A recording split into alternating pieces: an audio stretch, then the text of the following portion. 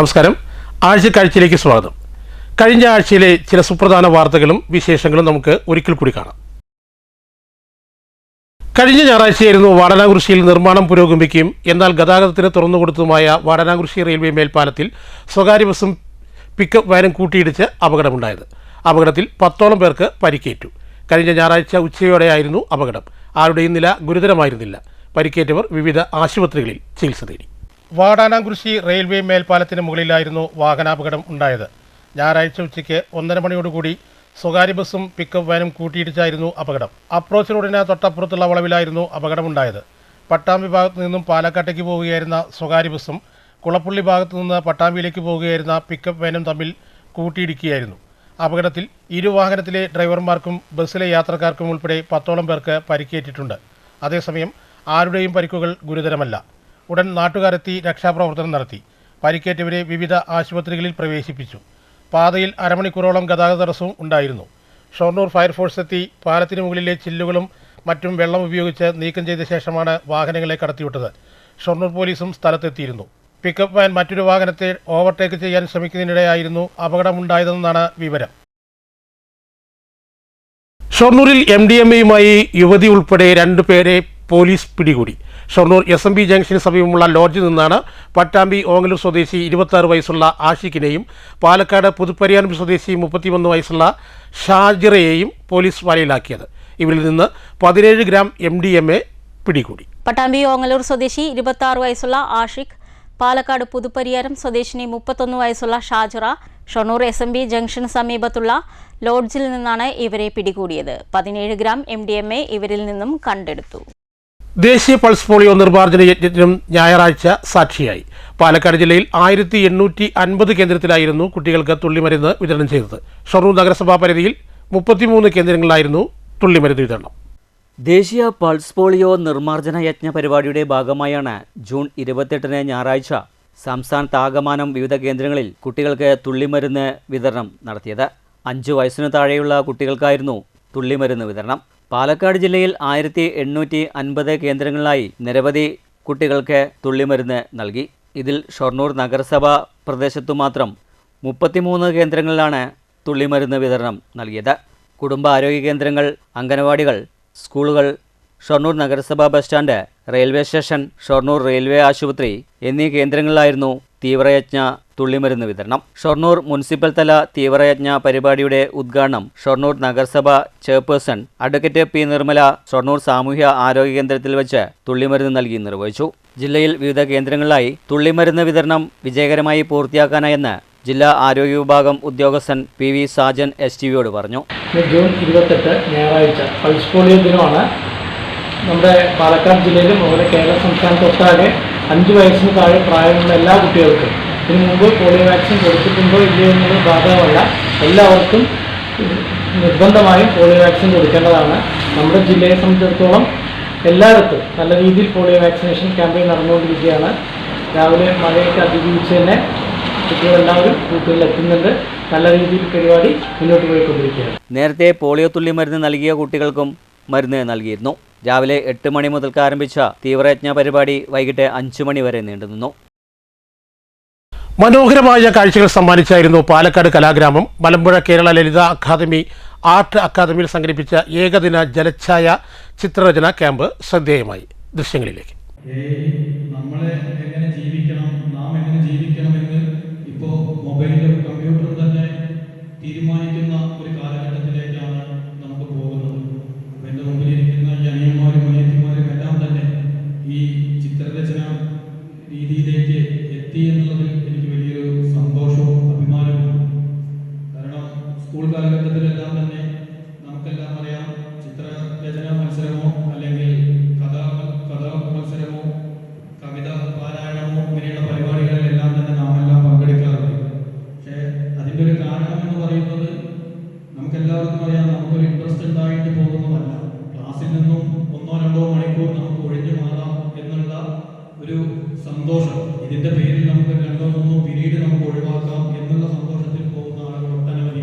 കാഴ്ചയിൽ മറവിക്ക് പിടികൊടുക്കാത്തവ വരയിലൂടെ തെളിഞ്ഞതോടെ പിറവി കൊണ്ടത് മനുഷ്യനും പ്രകൃതിയും തമ്മിലുള്ള സംവേദമായിരുന്നു. കാലം വരുത്തുന്ന മാറ്റങ്ങളും പ്രകൃതിയുടെ ക്ഷോഭവും പ്രണയവും മനുഷ്യന്റെ കരുതലും കാഴ്ചപ്പാടും ചിത്രരചനകളിലെ പ്രമേയമായി ക്യാമ്പ് മലമ്പുഴ ഗ്രാമപഞ്ചായത്ത് പ്രസിഡന്റ് എൻ ശ്രീജിത്ത് ഉദ്ഘാടനം ചെയ്തു. സുനിൽ മലമ്പുഴ അധ്യക്ഷത വഹിച്ചു. മലമ്പുഴ ഗ്രാമപഞ്ചായത്ത് vice president G Prasanna, LRP Kumar, ഫോറിൻഡോ ദീപ്തി, വേണു എന്നിവർ സംസാരിച്ചു. മാധ്യമപ്രവർത്തകൻ ജോസ് ചാലക്കൽ സർട്ടിഫിക്കറ്റ് വിതരണം നടത്തി. രാവിലെ 10 മുതൽ വൈകിട്ട് 4 വരെയായിരുന്നു ക്യാമ്പ്.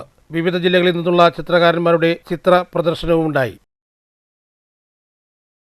തിങ്കളാഴ്ച വേദനിപ്പിക്കുന്ന ഒരു വാർത്താ ദിനത്തോടു കൂടിയാണ് കടന്നുപോയത്. Thrissur Jubilee Mission Medical College ഹോസ്റ്റലിന്റെ 4ാം നിലയിൽ നിന്നും താഴേക്ക് ചാടിയ വിദ്യാർത്ഥിനി മരിച്ചു. 1ാം വർഷ MBBS വിദ്യാർത്ഥിനി കോട്ടയം സ്വദേശിനി സ്നേഹയാണ് മരിച്ചത്. തിങ്കളാഴ്ച രാവിലെ 10 മണിയോടുകൂടിയായിരുന്നു സംഭവം. Thrissur Jubilee Mission Medical College ഹോസ്റ്റലിന്റെ 4ാം നിലയിൽ നിന്നും താഴേക്ക് ചാടിയ 1ാം വർഷ MBBS വിദ്യാർത്ഥിനി കോട്ടയം സ്വദേശി സ്നേഹയാണ് മരിച്ചത്. അതേസമയം മരണകാരണം വ്യക്തമല്ല. ഗുരുതര പരിക്കുകളോടെ അത്യാഹിത വിഭാഗത്തിൽ ചികിത്സയിലായിരുന്നു. പിന്നീട് 11 മണിയോടുകൂടി മരണത്തിന് കീഴടങ്ങുകയായിരുന്നു. 10 മണിയോടെ വിദ്യാർത്ഥിനി നിലത്ത് കിടക്കുന്നത് ജീവനക്കാരുടെ ശ്രദ്ധയിൽപ്പെടുകയായിരുന്നു. സംഭവവുമായി ബന്ധപ്പെട്ട് തൃശൂർ ഈസ്റ്റ് പോലീസ് അന്വേഷണം ആരംഭിച്ചിട്ടുണ്ട്. മഴ ശക്തമായതോടെ റോഡിൽ വെള്ളക്കെട്ട് ഉയർന്ന് റോഡ് തോടായ കാഴ്ചയാണ് കോട്ടായിൽ നിന്ന് നമ്മൾ കണ്ടത്. ഇതുവഴി യാത്ര ചെയ്യാൻ കഴിയാത്ത വിധം വെള്ളം കയറിയിരുന്നു. മറ്റൊരു വാർത്ത വിമർശനത്തിൻ്റെതാണ്. KSRTCയിലെ സ്ത്രീകൾക്കുള്ള സൗജന്യ യാത്ര സ്വകാര്യ ബസ് വ്യവസായത്തെ തകർക്കുമെന്ന് BMS പാലക്കാട് ജില്ലാ പ്രസിഡന്റ് സലീം തെന്നിലാപുരം പറഞ്ഞു.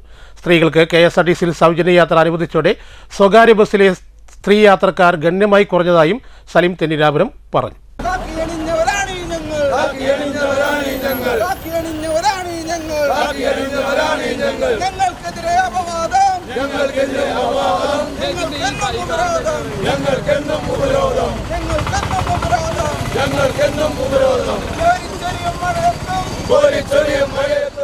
സ്ത്രീകളെ ആശ്രയിച്ചു മാത്രമാണ് കേരളത്തിലെ സ്വകാര്യ ബസ് വ്യവസായം നിലനിൽക്കുന്നത്. സ്ത്രീകൾക്ക് KSRTC സൗജന്യ യാത്ര അനുവദിച്ചതോടെ സ്വകാര്യ ബസ്സിലെ യാത്രക്കാരുടെ എണ്ണം പകുതിയിലേറെ ഇല്ലാതായി. ടാക്സിന്റെ 50% കുറച്ചതുകൊണ്ട് മാത്രം നിലനിൽക്കാൻ കഴിയുന്നതല്ല ബസ് വ്യവസായം. കളക്ഷൻ കുറഞ്ഞതോടെ ജീവനക്കാരുടെ വേതനവും വെട്ടിക്കുറയ്ക്കുകയാണ്. സാധാരണക്കാർ ആശ്രയിക്കുന്ന പൊതുഗതാഗത സംവിധാനമായ സ്വകാര്യ ബസ് വ്യവസായവും അതിലെ തൊഴിലാളികളും ഇന്ന് ഗുരുതരമായ പ്രതിസന്ധി നേരിടുകയാണ്. സ്വകാര്യ ബസ് വ്യവസായത്തിലെ പ്രതിസന്ധി ഈ മേഖലയെ ആശ്രയിച്ചു കഴിയുന്ന 2 ലക്ഷത്തിലധികം വരുന്ന തൊഴിലാളികളെയും അവരുടെ കുടുംബാംഗങ്ങളെയും പ്രതികൂലമായി ബാധിച്ചിരിക്കുകയാണെന്നും സലീം തെന്നിലാപുരം പറഞ്ഞു. കേരളത്തിലെ സ്വകാര്യ ബസ് മേഖലയിൽ കേരളം വ്യാപകമായി സംസ്ഥാനത്ത് ഏകദേശം 8200ഓളം വരുന്ന സ്വകാര്യ ബസ്സുകൾ നമ്മുടെ സംസ്ഥാനത്ത് സർവീസ് നടത്തിക്കൊണ്ടിരിക്കുന്നു. ആ 8200ഓളം വരുന്ന സ്വകാര്യ ബസ്സുകളിലായി ഏകദേശം 2 ലക്ഷത്തിലധികം വരുന്ന തൊഴിലാളികൾ ജോലിയെടുത്ത് ഉപജീവനം കഴിക്കുന്ന ആളുകളാണ്. പാലക്കാട് ജില്ലയിൽ ഏകദേശം 1100ഓളം സ്വകാര്യ ബസ്സുകളും അതിനനുസരിച്ച് തന്നെ തൊഴിലാളികളും ജില്ലയിൽ ജോലിയെടുത്തുകൊണ്ടിരിക്കുന്നു. പക്ഷെ കഴിഞ്ഞ കുറേ വർഷങ്ങളായി കേരളത്തിലെ സ്വകാര്യ ബസ് മേഖല തകർച്ചയുടെ വക്കിലാണ്. Union president R Manoj Kumar അധ്യക്ഷത വഹിച്ചു. Union general secretary V Sivadas, BMS സംസ്ഥാന സമിതി അംഗം S Rajendran, V Sarath, V Radhakrishnan, S Amarnath, K Sasikumar, Krishnankutty തുടങ്ങിയവർ പ്രസംഗിച്ചു. അനാശാസ്യ പ്രവർത്തനങ്ങൾക്ക് നിരവധി തവണ അറസ്റ്റിലായിരുന്ന കുളപ്പള്ളി മെഗാ ടൂറിസ്റ്റ് ഹോമിന്റെ ഉടമയെ കാപ്പ നിയമപ്രകാരം അറസ്റ്റ് ചെയ്തു. വല്ലപ്പുഴ കുറുവട്ടൂർ നെടിയടത്ത് ബഷീറിനെയാണ് പോലീസ് കാപ്പ നിയമപ്രകാരം പോലീസ് കരുതൽ തടങ്കിലാക്കിയത്. 6 മാസത്തേക്കായിരുന്നു ശിക്ഷാ കാലാവധി. ലോഡ്ജിൽ അനാശാസ്യ പ്രവർത്തനം നടത്തിയതിന് നിരവധി തവണ ഇയാൾ അറസ്റ്റിലായിരുന്നു. ഇതിന്റെ പശ്ചാത്തലത്തിലാണ് ഇയാൾക്കെതിരെ കാപ്പ നിയമം ചുമത്തണമെന്ന് പോലീസ് നിർദ്ദേശിച്ചത്. ഈ കാര്യം പരിഗണിച്ചായിരുന്നു ഇയാളെ കരുതൽ തടങ്കിലാക്കാൻ ഉത്തരവിട്ടത്. 6 മാസത്തേക്കാണ് ഇയാളെ കരുതൽ തടങ്കലിലാക്കുക. കഴിഞ്ഞ ഫെബ്രുവരി 8-ന് ബഷീറിനെ അനാശാസ്യ പ്രവർത്തനം നടത്തിയ സംഭവത്തിൽ പോലീസ് അറസ്റ്റ് ചെയ്തിരുന്നു. അന്ന് 3 പട്ടാമ്പി സ്വദേശികളും 1 കുളപ്പള്ളി സ്വദേശിയും വെസ്റ്റ് ബംഗാൾ, അസം, ബാംഗ്ലൂർ, ചെന്നൈ, ആലുവ, കല്ലടിക്കോട് സ്വദേശികളായ 8 യുവതികളെയും പോലീസ് കസ്റ്റഡിയിലെടുത്തിരുന്നു. ലോഡ്ജ് ഉടമ വിവിധ സ്ഥലങ്ങളിൽ നിന്നും യുവതികളെ എത്തിച്ച് ലോഡ്ജിൽ താമസിപ്പിച്ച് ഇടപാടുകാർക്ക് കാഴ്ചവെച്ച് വരുമാനം ഉണ്ടാക്കുന്നതായും പോലീസ് അന്ന് കണ്ടെത്തിയിരുന്നു. ലോഡ്ജിൽ നിന്ന് ഗർഭനിരോധന ഉറകളും ലൈംഗിക ഉത്തേജന മരുന്നുകളും പോലീസ് കണ്ടെത്തി. ഇതുൾപ്പെടെയുള്ള കേസുകൾ പരിഗണിച്ചാണ് ബഷീറിനെ കരുതൽ തടങ്കലിൽ ആക്കിയതെന്ന് ഇൻസ്പെക്ടർ വിഷ്ണു പറഞ്ഞു. ദേശമംഗലം പഞ്ചായത്തിലെ കൊറ്റമ്പത്തൂർ ഉന്നതിയിൽ മണ്ണിടിച്ചിൽ സംഭവിച്ചത് പേടിപ്പെടുത്തുന്ന ഒന്നായിരുന്നു.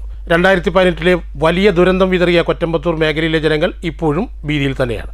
ദേശമംഗലം പഞ്ചായത്തിലെ പള്ളം എസ്റ്റേറ്റ് പടിയിൽ കൊറ്റമ്പത്തൂർ കോളനിയാണ് മണ്ണിലിടിച്ചിലുണ്ടായത്. 2018 വലിയ മണ്ണിടിച്ചിൽ ദുരന്തത്തിന് സാക്ഷ്യം വഹിച്ച ഉന്നതിക്കാർ താമസം മാറ്റിയ പുതിയ ഉന്നതിയിലും പരിസരവാസികൾക്കും ഭീഷണിയാണ് ഇപ്പോഴത്തെ മണ്ണിടിച്ചിൽ. കുളപ്പുറത്ത് അസീസിന്റെ ഭാര്യ നസീറ വീടിന്റെ പുറകുവശത്ത് വസ്ത്രം അലക്കുന്നതിനിടെ മഴയിൽ ഉഗ്രശബ്ദത്തോടെ പാറയും മണ്ണും ഉൾപ്പെടെ ഇടിഞ്ഞു വീഴുകയായിരുന്നു. 30 അടിയോളം ഉയരത്തിൽ നിന്ന് മണ്ണടിയുന്ന ശബ്ദം കേട്ടതോടെ ഓടിമാറിയതിനാൽ മണ്ണിനടിയിൽപ്പെടാതെ രക്ഷപ്പെട്ടു. വലിയ പാറകൾ വന്ന് പതിച്ചതിനാൽ പാത്രങ്ങളും മറ്റും മണ്ണിനടിയിൽപ്പെട്ടു. പരിസരത്തെ വീട്ടിലെ പൂവത്തിങ്കൽ സുലൈമാൻ ഭാര്യ റസിയും ശബ്ദം കേട്ട് വീടിന്റെ പുറത്തേക്ക് ഓടി രക്ഷപ്പെടുകയായിരുന്നു. 2018 ഓഗസ്റ്റ് 15 4 പേരുടെ മരണത്തിനിടയാക്കുകയും 35ഓളം കുടുംബങ്ങളെ മാറ്റിപ്പാർപ്പിക്കുകയും ചെയ്തിരുന്നു. ഇതിൽ ഉൾപ്പെട്ട 19ഓളം കുടുംബങ്ങൾക്കായി 2 ഏക്കറോളം ഭൂമി നൽകുകയും അതിൽ 5 സെന്റ് വീതം ഓരോ വീട്ടുകാർക്കും നൽകി അതിൽ സർക്കാർ 450 സ്ക്വയർ ഫീറ്റ് വീതമുള്ള 19 വീടുകൾ നിർമ്മിച്ചു നൽകിയിരുന്നു.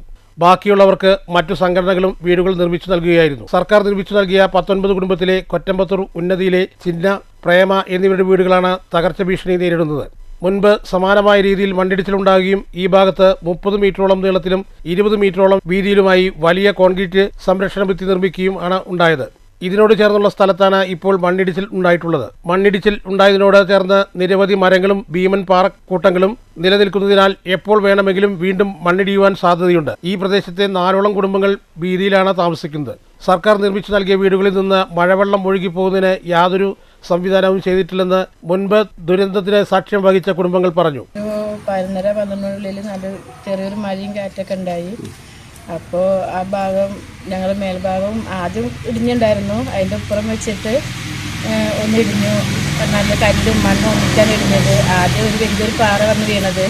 അപ്പോൾ അതിൻ്റെ താഴെ അടുത്ത് വിട്ട ആസിക്കാരുടെ ഭാര്യ ജേസി തിരുമ്പായിരുന്നു. അപ്പോൾ ഞാൻ അവിടുന്ന് വേഗം ഞങ്ങൾ ഓടി രക്ഷപ്പെട്ടു. പക്ഷേ വലിയ കല്ലും പാറയും കൂട്ടാൻ വീണത്. ഇങ്ങനെ അനുഭവങ്ങൾ ഇനിയും തുടരുകയെങ്കിൽ ഞങ്ങളിവിടെ എങ്ങനെ ജീവിക്കുക? ഇത് മണ്ണിടിഞ്ഞതുണ്ടല്ലോ, കഴിഞ്ഞ പ്രാവശ്യം പഞ്ചായത്ത് കുറച്ച് നേരക്കിട്ട് ഒന്നാണ്. അത് കുറച്ച് ഭാഗം മാത്രമേ നേരക്കിട്ടുള്ളൂ. പകുതി ഭാഗം മാത്രമേ നേരക്കിട്ടുള്ളൂ. ഇപ്പം ഇന്ന് അതിൻ്റെ ഇപ്പുറത്തെ സൈഡാണ് മറിഞ്ഞു കിടക്കുന്നത്.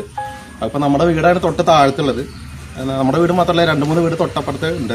അവിടേക്കൊക്കെ പാറൊക്കെ വീണ സമയത്ത് ഞങ്ങൾക്ക് തന്നെ ജീവനൊക്കെ ഭയങ്കര ഭീഷണിയാണത്. ഇപ്പം ഇതിനെതിരെ പഞ്ചായത്ത് എന്തെങ്കിലും നടപടികൾ സ്വീകരിക്കണം എന്നാണ് പറയാനുള്ളത്. പിന്നെ കുട്ടികളും പ്രായമായ ആൾക്കാർ താമസിക്കുന്ന സ്ഥലമാണ് അവിടെ. പറയാനില്ല. ഇതിപ്പോൾ ഇങ്ങനെ പോയി കഴിഞ്ഞാൽ, അതായത് ഇതിങ്ങനെ പോയി കഴിഞ്ഞാൽ മോൾ ഭാഗം ഇനി ഇത് ഇടിഞ്ഞ് നിൽക്കുകയാണ്. ഇനി ഒരു മഴയൊക്കെ ഇതിനും പ്രഷറായിട്ട് വന്നിട്ടുണ്ടെങ്കിൽ ആ കംപ്ലീറ്റ് ഭാഗം ഇടിഞ്ഞു പോകും. ഇത് പിഞ്ചു മക്കളൊക്കെ താമസിക്കണല്ലേ. അത് കാര്യമായി അന്വേഷിച്ചിട്ട് അതിൻ്റെ ആൾക്കാരും കാര്യങ്ങളും വന്നിട്ട് പെട്ടെന്ന് വന്നിട്ട് ഇത് അന്വേഷിച്ചിട്ട് എന്താ വേണ്ടതെന്നുള്ളത് ഈ എത്രയും പെട്ടെന്ന് അതിന് നടപടി എടുക്കണമെന്നാണ് നമുക്ക് പറയാനുള്ളത്. മണ്ണിടിച്ചിൽ ഉണ്ടായ പ്രദേശത്ത് ദേശമംഗലം പഞ്ചായത്ത് അധികാരികൾ സംഭവ സ്ഥലത്തെത്തി സ്ഥിതിഗതികൾ വിലയിരുത്തി. വില്ലേജ് ഓഫീസറുടെ നേതൃത്വത്തിലുള്ള സംഘം മണ്ണിടിച്ചിൽ ഭീഷണി നേരിടുന്ന കുടുംബങ്ങളോട് മാറി താമസിക്കുന്നതിന് വേണ്ട നിർദ്ദേശങ്ങൾ നൽകിയിട്ടുണ്ടെന്ന് ദേശമംഗലം വില്ലേജ് ഓഫീസർ ഫിറോസ് പറഞ്ഞു. കുളപ്പള്ളി ബസ് സ്റ്റാൻഡിലെ KSRTCക്ക് നൽകാനുള്ള ആവശ്യത്തിന് ഗതാഗത വകുപ്പ് മന്ത്രിയുടെ പച്ചക്കൊടി ലഭിച്ച വാരമാണ് കടന്നുപോയത്. കുളപ്പള്ളിയിൽ KSRTC ഡിപ്പോ ആരംഭിക്കണമെന്ന് ഷൊർണൂർ MLA P മമ്മിക്കുട്ടി നിയമസഭയിൽ സബ്മിഷനിലൂടെ ആവശ്യപ്പെട്ടു. 2.5 ഏക്കർ സ്ഥലവും സൗകര്യങ്ങളും നൽകിയാൽ കുളപ്പള്ളിയിൽ KSRTC ഡിപ്പോ ആരംഭിക്കാമെന്നാണ് മന്ത്രി CP ജോൺ മറുപടി നൽകിയിരിക്കുന്നത്. P മമ്മിക്കുട്ടി MLA സബ്മിഷനിലൂടെ ഉന്നയിച്ച ആവശ്യത്തിനായിരുന്നു മന്ത്രിയുടെ മറുപടി. പാലക്കാട്, ഗുരുവായൂർ, തിരുവനന്തപുരം വഴിക്കടവ്, എറണാകുളം പെരിന്തൽമണ്ണ, സുൽത്താൻ ബത്തേരി, കൊച്ചി വിമാനത്താവളം, തൃശൂർ പെരിന്തൽമണ്ണ, കോഴിക്കോട്, തൃശൂർ തുടങ്ങിയ ഭാഗങ്ങളിലേക്കെല്ലാം ഷൊർണൂർ കുളപ്പള്ളി വഴി KSRTC ബസ്സുകൾ സർവീസ് നടത്തുന്നുണ്ട്. ഈ ബസ്സുകൾക്ക് തകരാർ സംഭവിച്ചാൽ പൊന്നാനിയിൽ നിന്നോ പാലക്കാട് നിന്നോ വാഹനങ്ങൾ എത്തേണ്ട അവസ്ഥയാണ്. ഇത് പരിഹരിക്കാൻ ഉൾപ്പെടെ കുളപ്പള്ളി ബസ് സ്റ്റാൻഡ് ഉപയോഗപ്പെടുത്തിയാൽ ഗുണകരമാകും. ഇതോടൊപ്പം ഷൊർണൂർ വഴി കടന്നുപോകുന്ന KSRTC ബസ്സുകൾ റെയിൽവേ സ്റ്റേഷൻ വഴി മുനിസിപ്പൽ ബസ് സ്റ്റാൻഡിൽ കയറിപ്പോകാനുള്ള നിർദ്ദേശം നൽകുമെന്നും മന്ത്രി CP ജോൺ അറിയിച്ചു. സ്ത്രീകൾക്ക് സൗജന്യയാത്ര അനുവദിക്കുന്ന ഓർഡിനറി ബസ്സുകൾ ഷൊർണൂർ മണ്ഡലത്തിൽ കുറവാണെന്ന കാര്യവും നിയമസഭയിൽ P മമ്മിക്കുട്ടി MLA ഉന്നയിച്ചു. ഒറ്റപ്പാലം പാലപ്പുറത്ത് നാട്ടുകാർ കഞ്ചാവ് ചെടി കണ്ടെത്തി. ഒറ്റപ്പാലം പോലീസിനെ വിവരം അറിയിച്ചിട്ടും പോലീസ് എത്തിയില്ലെന്നാണ് നാട്ടുകാരുടെ പരാതി.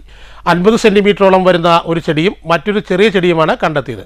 ഒടുവിൽ എക്സൈസ് എത്തി ചെടികൾ വേരോടെ പിഴുതു.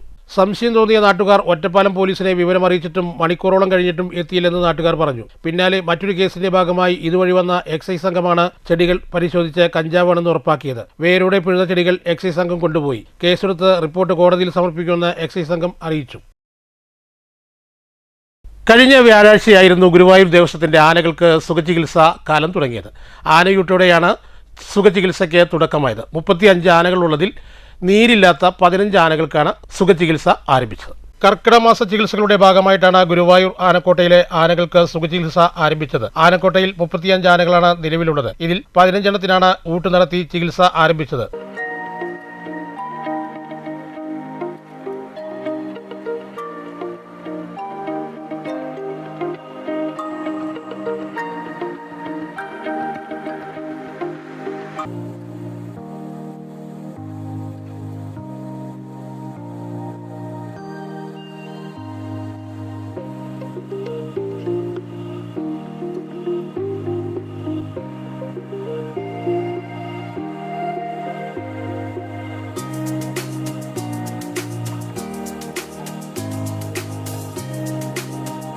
വരും വർഷങ്ങളിൽ മികച്ച രീതിയിൽ ആനയൂട്ട് നടത്താനാണ് ദേവസ്വത്തിന്റെ തീരുമാനം. ആനകളെ സംബന്ധിച്ചിടത്തോളം സുഖചികിത്സ ഒരു സുഖചികിത്സ തന്നെ. ആനകൾക്ക് ഇത്രയും സുഖകരമായ ഒരു മാസം 30 ദിവസം ലോകത്തെവിടെയും ഉണ്ടാവില്ല, ഗുരുവായൂരിലല്ലാണ്ട്. എല്ലാ ആനകളെയും നമുക്ക് ഒരുമിച്ച് എത്താൻ കഴിയും. 74 75 ആനകൾ ഉണ്ടായിരുന്നത് ഇന്ന് 10-35 ആനകളായി മാറി. എല്ലാ വർഷവും സുഖചികിത്സ ദേവസ്വം നടത്തും. അതിനെ ആനകളെ സംരക്ഷിക്കാൻ എന്തൊക്കെ ചെയ്യാൻ പറ്റുമോ അതെല്ലാം ചെയ്യും. സുഖചികിത്സയ്ക്കുള്ള കൂട്ട് തന്നെ വളരെ ആലോചിച്ചും ചിന്തിച്ചും മാത്രമാണ് ഞങ്ങൾ നടത്തിക്കൊണ്ടിരിക്കുന്നത്. ഇതെല്ലാം തന്നെ ഒരു മഹാത്ഭുതങ്ങളിൽ എന്ന് പറഞ്ഞാൽ അത്ഭുതങ്ങളിൽ ഒന്നാണ്. ഇപ്പോൾ കോട്ട നിങ്ങൾ കാണാം, ആനക്കോട്ടയിലാണ് ഇത് എപ്പോഴും നടത്താറുള്ളത്. ഇതൊരു പാരമ്പര്യത്തിന്റെ ഭാഗമാണ്. ഈ 35 ആളുകളും പഴയ കാലഘട്ടങ്ങളിൽ ഈ കോട്ടയ്ക്ക് മുമ്പിൽ നിന്നുകൊണ്ട് മുന്നോട്ട് പോയവരാണ്. അവരന്ന് ആനകളെ വളരെയധികം സ്നേഹിക്കുകയും ആരാധിക്കുകയും ഗുരുവായൂരപ്പന് മുമ്പിൽ സമർപ്പിക്കുകയൊക്കെ ചെയ്താണിത്. ഇത്രയും വലിയ ഒരു ഉത്സവം പോലെ ജനങ്ങൾ ഇതിൻ്റെ കൂടെ നിന്ന് സഹകരിക്കുന്നതാണ് എനിക്ക് എപ്പോഴും കാണാൻ കഴിഞ്ഞിട്ടുണ്ട്. ആനക്കോട്ടയിൽ ചില പ്രശ്നങ്ങളുണ്ടെന്നും പരിഹരിക്കാൻ മാസ്റ്റർ പ്ലാൻ തയ്യാറാക്കിയിട്ടുണ്ടെന്നും സംസ്ഥാന ദേവസ്വം സെക്രട്ടറി MG രാജമാണിക്യം പറഞ്ഞു. ഒരുപാട് ആൾക്കാർ വരുന്നുണ്ട്. ഇപ്പോൾ മൺദാരലർന്ന ഒരു ഹോസ്പിറ്റൽ പണിയുന്നതുമായിട്ട് ബന്ധപ്പെട്ടിട്ടുള്ള കാര്യങ്ങൾ പറഞ്ഞിട്ടുണ്ട്.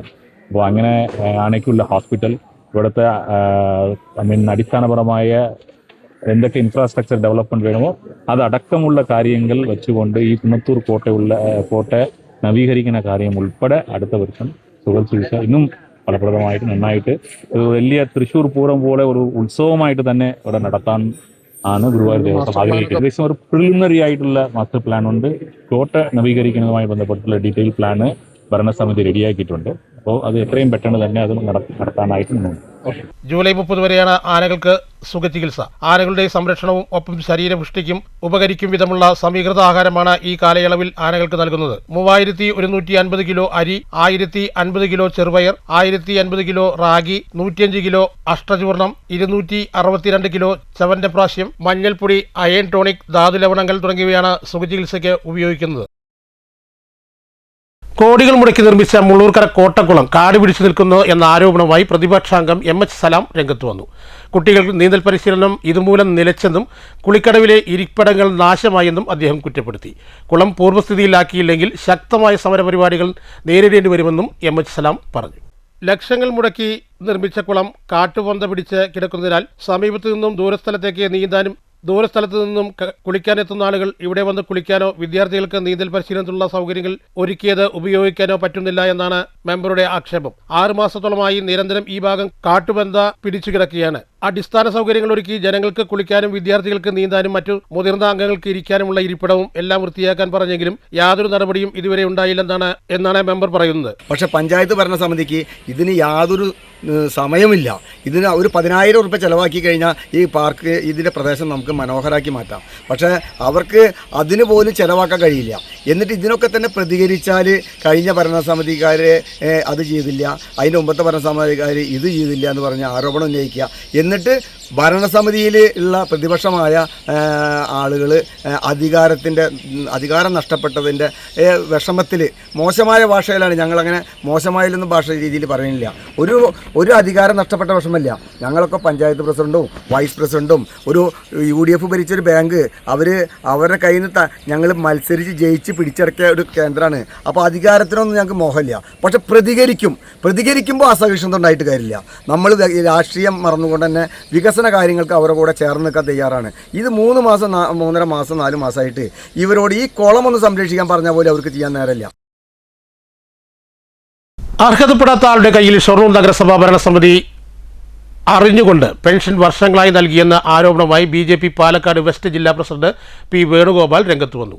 ഈ വ്യക്തിയുടെ കയ്യിൽ നിന്നും പലിശ സഹിതം തിരിച്ചുപിടിക്കാൻ നഗരസഭ തയ്യാറാകണമെന്നും വേണുഗോപാൽ ആവശ്യപ്പെട്ടു. കഴിഞ്ഞ ദിവസമാണ് ഷൊർണൂർ നഗരസഭയിൽ അയോഗ്യതയിലും സാമൂഹിക സുരക്ഷാ പെൻഷൻ കൈപ്പറ്റുന്നു എന്ന് കണ്ടെത്തിയത്. ഷൊർണൂർ കണയം പയ്യനേടി വീട്ടിൽ പി രാജനെതിരെയാണ് നഗരസഭ റിപ്പോർട്ട് നേടിയത്. പരിശോധനയുടെ അടിസ്ഥാനത്തിൽ ഇയാളുടെ വരുമാന സർട്ടിഫിക്കറ്റ് വില്ലേജ് ഓഫീസ് റദ്ദാക്കിയതായും കണ്ടെത്തി. കഴിഞ്ഞ കുറച്ച് വർഷങ്ങളായി സാമൂഹിക സുരക്ഷാ പെൻഷൻ ഇയാൾ കൈപ്പറ്റുന്നുണ്ട് എന്നാണ് പരാതി. രാജൻ പെൻഷൻ ലഭിക്കുന്നതിനായി ഷൊർണൂർ വില്ലേജ് 2 ഓഫീസിൽ നിന്നും പ്രതിവർഷം വരുമാനം 60,000 രൂപയാണെന്ന് കാണിച്ച് വരുമാന സർട്ടിഫിക്കറ്റ് കൈപ്പറ്റിയിരുന്നു. പരാതിയുടെ അടിസ്ഥാനത്തിൽ വില്ലേജ് ഓഫീസ് നടത്തിയ പരിശോധനയിലാണ് സമർപ്പിച്ച ബാങ്ക് ഇടപാട് റിപ്പോർട്ടും പ്രതിവർഷ വരുമാനവും പൊരുത്തപ്പെടാതെ വന്നത്. ഷൊർണൂർ 2 വില്ലേജ് ഓഫീസിൽ നിന്നായിരുന്നു സർട്ടിഫിക്കറ്റ് കൈപ്പറ്റിയത്. മറ്റു വരുമാന വിവരങ്ങൾ ശ്രദ്ധയിൽപ്പെട്ടില്ല എന്നും സത്യവാങ്മൂലം മാത്രമേ പരിഗണിച്ചിരുന്നുള്ളൂ എന്നുമാണ് ഷൊർണൂർ വില്ലേജ് 2 നൽകിയ മറുപടി. അർഹതപ്പെടാത്ത ആളുകളുടെ കയ്യിൽ ഷൊർണൂർ നഗരസഭ ഭരണസമിതി അറിഞ്ഞുകൊണ്ടാണ് പെൻഷൻ വർഷങ്ങളായി നൽകിയതെന്ന് ആരോപണവുമായി BJP വെസ്റ്റ് ജില്ലാ പ്രസിഡന്റ് പി വേണുഗോപാലൻ പറഞ്ഞു. ഈ വ്യക്തിയുടെ പേരിൽ കേസ് നൽകാനും ഇതുവരെ നൽകിയ പണം പലിശ സഹിതം തിരിച്ചുപിടിക്കാനും നഗരസഭ തയ്യാറാകണമെന്നും അദ്ദേഹം ആവശ്യപ്പെട്ടു. ഈ വിഷയം ഒതുക്കി തീർക്കാനുള്ള ശ്രമമാണ് മുനിസിപ്പാലിറ്റി നടത്തിക്കൊണ്ടിരിക്കുന്നത്. ഇത് ക്ഷേമകാര്യ സ്റ്റാൻഡിംഗ് കമ്മിറ്റിയിൽ ഈ വിഷയം ചർച്ചയ്ക്ക് വന്ന സമയത്ത് ഇനി മുതൽ കൊടുക്കാതിരിക്കുക എന്നുള്ള ഒരു ബാലിശമായുള്ള നിലപാടാണ് സ്റ്റാൻഡിംഗ് കമ്മിറ്റി എടുത്തത്. സ്റ്റാൻഡിംഗ് കമ്മിറ്റിയിലുള്ള BJPയുടെ പ്രതിനിധി, ഇവിടുത്തെ കൌൺസിലർ അതിനെതിരെ വിയോജനക്കുറിപ്പ് കൊടുക്കുകയും ഈ ഗവൺമെന്റിനെ അല്ലെങ്കിൽ സംവിധാനത്തെ കബളിപ്പിച്ചുകൊണ്ട് പണം കൈപ്പറ്റിയ ആളുടെ പേരിൽ നടപടിയെടുക്കാനും ഇതുവരെ കൊടുത്ത പൈസ തിരിച്ചുപിടിക്കാനും വേണ്ടിയിട്ടുള്ള കുറിപ്പ് കൊടുക്കുകയുണ്ടായി. എന്നാൽ അത് അതേപോലെ തന്നെ കൌൺസിൽ വയ്ക്കാൻ വേണ്ടിയിട്ടും നിർദ്ദേശം കൊടുക്കുകയുണ്ടായി. എന്നാൽ ആ സ്റ്റാൻഡിംഗ് കമ്മിറ്റി അതിന് തയ്യാറാവാതെ അവരുടെ മാത്രം തീരുമാനപ്രകാരമായി അത് കൌൺസിലിലേക്ക് കൊടുക്കാൻ തയ്യാറായതുമില്ല. മാത്രമല്ല ഇനി മുതൽ കൊടുക്കാതിരിക്കുക എന്നുള്ളൊരു നിലപാടിൽ മാത്രം നിൽക്കുക. ഇവിടെ ഗവൺമെന്റിന്റെ പൈസയാണ്, അത് ജനങ്ങളുടെ നികുതിയാണ്. ഇത് അർഹതപ്പെടാത്ത ഒരാളുടെ കയ്യിൽ അവരറിഞ്ഞുകൊണ്ട് കൊടുത്തതാണ്. അസിസ്റ്റ് പാർട്ടി നേതൃത്വം, ഇവിടെ ഭരിക്കുന്ന ഭരണകർത്താക്കളുടെ നേതൃത്വം അറിഞ്ഞുകൊണ്ടാണ് ഇത്രയും കാലം കൊടുത്തുകൊണ്ടിരിക്കുന്നത്. ഇതുപോലെ നിരവധി സംഭവങ്ങൾ ഉണ്ടാവുമെന്ന് ഭാരതീയ ജനതാ പാർട്ടി പ്രതീക്ഷിക്കുന്നു. വെസ്റ്റ് ജില്ലാ സെക്രട്ടറി കെ പ്രസാദ്, മണ്ഡലം president P Ranjith, BJP councillor Gopakumar എന്നിവർ ഒപ്പമുണ്ടായിരുന്നു. എന്നാൽ വില്ലേജ് ഓഫീസറാണ് വരുമാന സർട്ടിഫിക്കറ്റ് നൽകിയതും റദ്ദാക്കിയതും. അതിൽ നഗരസഭയ്ക്ക് പങ്കില്ലെന്നും ഉപാധ്യക്ഷൻ VK അനുരാജ് പറഞ്ഞു. ആരും തുണയില്ലാത്ത ആയിരങ്ങൾ നമ്മുടെ നാട്ടിലുണ്ട്. ഒരു നേരത്തെ ഭക്ഷണത്തിന് പോലും വകയില്ലാത്ത ഒട്ടനവധി കുടുംബങ്ങൾ. അത്തരത്തിലുള്ള ഒരു കുടുംബത്തെയും ഞങ്ങൾ ജനങ്ങൾക്ക് മുൻപിൽ കൊണ്ടുവന്നു. വാർദ്ധക്യത്തിൽ മക്കളുടെയും മരുമക്കളുടെയും പരിചരണത്തിൽ കഴിയേണ്ടവർ മരുന്നിനും ഭക്ഷണത്തിനും വകയില്ലാതെ അനാഥമായി കഴിയുന്ന ഒരു കുടുംബം ജപ്തി ഭീഷണി കൂടി നേരിടുകയാണ്. മരുന്നിനും ഭക്ഷണത്തിനും സുമനസ്സുകളുടെ സഹായം തേടുകയാണ് വയോധിക ദമ്പതികൾ. വാർദ്ധക്യത്തിൽ മക്കളുടെയും മരുമക്കളുടെയും പരിചരണത്തിൽ കഴിയേണ്ടതിന് പകരം അനാഥരെ പോലെ കഴിയുകയാണ് ഇവർ. പാലക്കാട് ജില്ലയിലെ അത്തിക്കോട് പനയൂർ നെല്ലുകുത്തുപാറയിൽ 75 വയസ്സുള്ള രാജനും 66 വയസ്സുള്ള ഭാര്യ ലക്ഷ്മിക്കുമാണ് ഈ ദുർഗതി. ഇതിനു പുറമെയാണ് പനയൂർ സർവീസ് സഹകരണ ബാങ്കിൽ നിന്നും എടുത്ത വായ്പയുടെ തിരിച്ചടവ് മുടങ്ങി 8 സെന്റ് സ്ഥലവും കൊച്ചുകൂരയും ജപ്തിയുടെ വക്കിലെത്തി നിൽക്കുന്നത്. ചികിത്സയ്ക്കും ഭക്ഷണത്തിനും പണമില്ലാതിരുന്ന സാഹചര്യത്തിൽ 85,000 രൂപ ബാങ്കിൽ എങ്ങനെ തിരിച്ചടയ്ക്കാനാകുമെന്നാണ് ഈ വയോധിക ദമ്പതികൾ ചോദിക്കുന്നത്.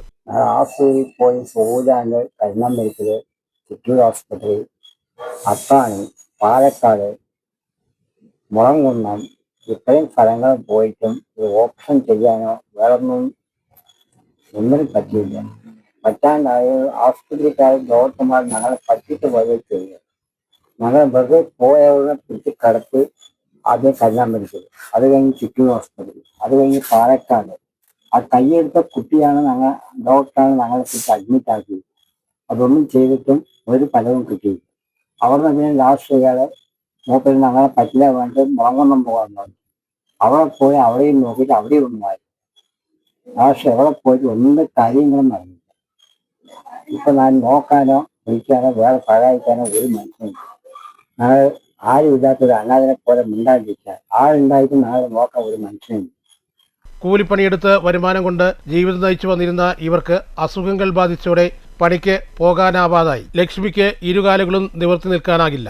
എല്ലു തേയ്മാന രോഗം ബാധിച്ച് ഇരുകാലുകളുടെയും മുട്ടിനു താഴെ ഏകദേശം തളർന്നുപോലെയാണ്. സ്വന്തമായി എഴുന്നേറ്റ് നടക്കാനാവില്ല. വാക്കർ ഉപയോഗിച്ച് 2-3 ചൂടുവെക്കും. അതോടൊപ്പം തന്നെ പ്രഷർ, പ്രമേഹം എന്നിവയുമുണ്ട്. കാലിന്റെ കണ്ണിയിൽ ഒരു വ്രണം ഉള്ളത് 2 കൊല്ലമായിട്ടും മാറിയിട്ടില്ല. ചികിത്സയ്ക്ക് പണവുമില്ല. അനാഥരെ പോലെ കഴിയുന്ന ഈ വയോധിക ദമ്പതികൾ കരുണയുള്ള സുമനസുകളുടെ സഹായം തേടുകയാണ്.